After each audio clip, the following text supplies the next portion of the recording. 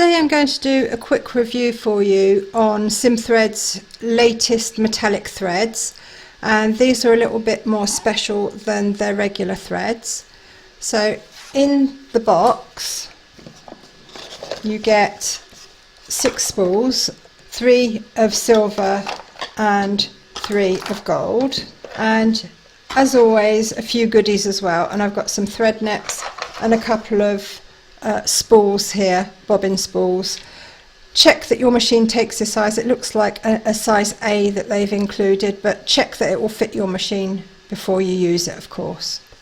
There's also the instructions in the box, and it tells you all the good advice for stitching with metallics, and they're saying to use a 90-14 or 80-12 top stitch needle with a longer eye and wider groove instead of your normal 75-11, because that will allow it to pass freely through the eye of the needle without causing any bother. You want to drop your machine top tension all the way down to 1 and lower the machine speed to lower than 600 stitches per minute. I always stitch gold thread, or any colour metallic thread for that matter, on 350.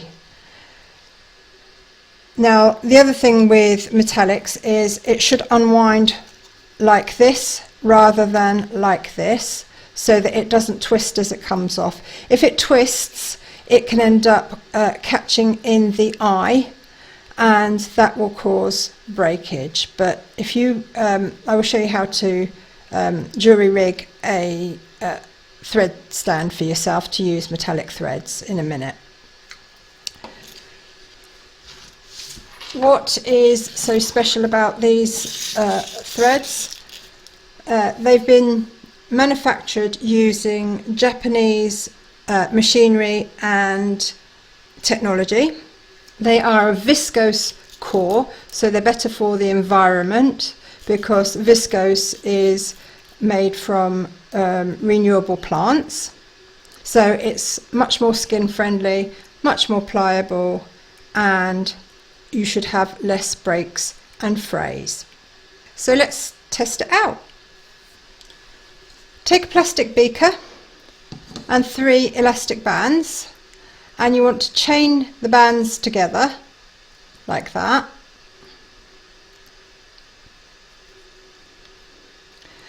Turn your beaker upside down and place the middle rubber band over the top so that you've got ears. Take a pencil and your thread, push the pencil through the thread spool, and then slip the elastic band over each end of the pencil. And now you have got a perfectly serviceable thread stand. And I put that on the right hand side of my machine, and I just bring the thread up, and the 2 pieces that form the bobbin winder, I run it through there and then thread as normal. So just to recap before we go any further, once you've got your thread holder set up, load a 90-14 needle into your machine, slow your machine right the way down, and also loosen off the tension, then stitch away.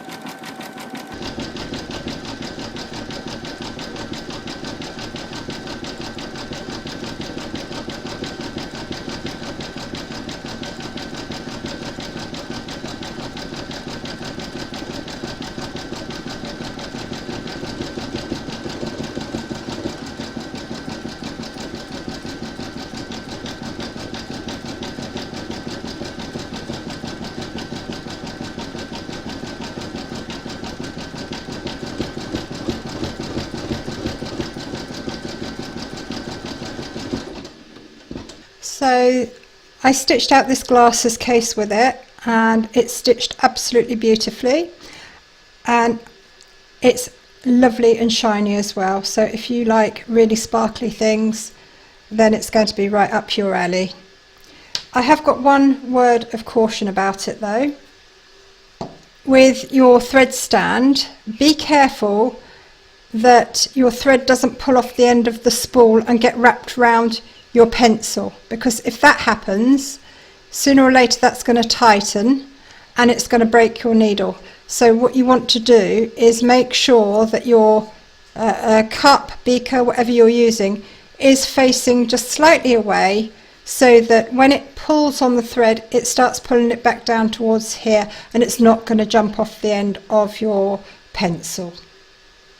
Other than that, beautiful.